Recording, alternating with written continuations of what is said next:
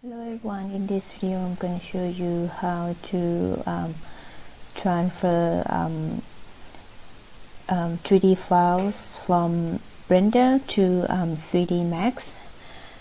So to look at the file that 3D Max support, you can go to file and then go to import and then look at the type of file that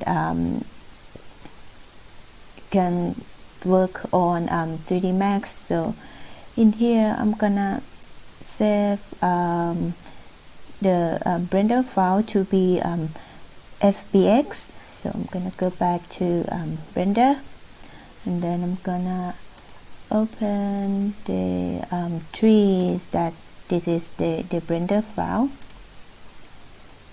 Yep. And then just go to export to FBX and then we save again.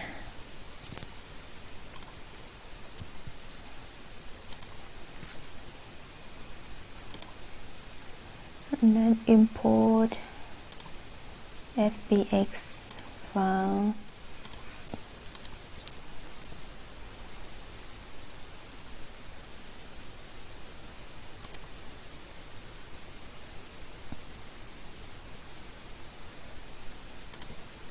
Yep, this is the file that I transfer from Blender to FBX